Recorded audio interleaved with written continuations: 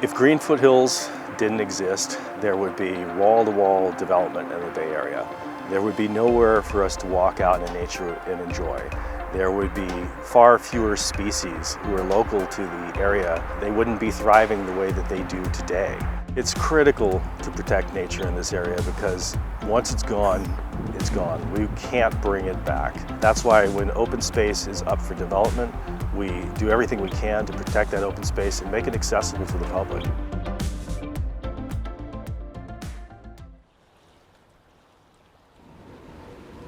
The mission of Green Foothills is to protect open space and farmland in Santa Clara and San Mateo counties. We work very closely with local elected leaders who are making land use decisions, informing them about the benefits of the environment. And to date, we've protected more than 185,000 acres in the two counties. When good people step up and advocate for things that they believe in, our local elected leaders listen. What we're looking at right now is the Crystal Springs watershed. So this is about 55,000 acres that back in the 60s someone wanted to develop into a number of luxury homes. Now can you imagine that scenic beauty being taken away? Green Foothills and its partners worked to keep this open space and accessible to the public. Not only that, but Highway 280 was originally slated to be right next to the reservoir. In addition to affecting the water supply, it would detract from the scenic beauty. Green Foothills and its partners at the time worked very hard to have the freeway moved farther east in order to protect it. I grew up here in this beautiful Bay Area and I've always connected with nature. I first became acquainted with Green Foothills in the 90s. One of my colleagues had great respect for one of our advocates, Lenny Roberts, who's been involved with Green Foothills for more than 50 years. He introduced me to her. I went to several Nature's Inspiration programs, which is our annual fundraising event, and I've been a supporter ever since. We all need that time to be out there in nature and take a break. We have a program called Healing in Nature, so people go out and they can meditate and do guided tours and just really experience everything that nature has to offer. And then when they really appreciate it, they go out and they advocate for it. Another program we run is our Leadership Advocacy program. So we actually bring people in from local communities so they can then advocate for open space in their own communities. And that's a really important program that brings up a younger generation of environmental leaders.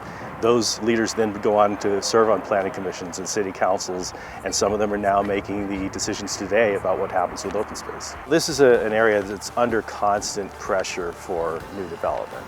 And so as we look at where it makes sense to build things, we also have to take a look at where it doesn't make sense to build things. We've always got to make sure that as the region changes, that we're doing it in harmony with nature.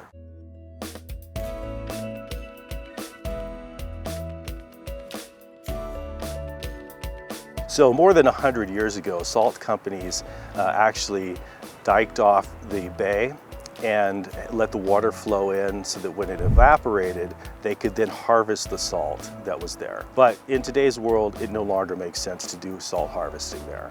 The city has a choice to make in terms of whether they want to develop something on that land. Green Foothills is really championing the effort to preserve the salt ponds and restore them to wetlands. It really preserves the biodiversity of our region.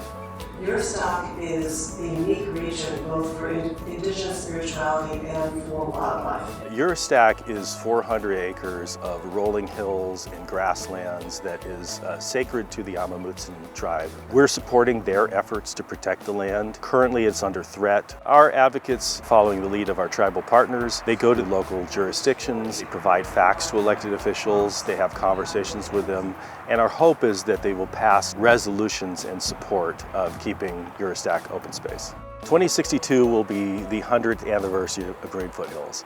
And in that future, we envision a world where communities become climate resilient. Everyone has access to nature close to home. Native wildlife and plants are thriving. And farms, ranches, and agricultural lands strengthen communities. That's our vision.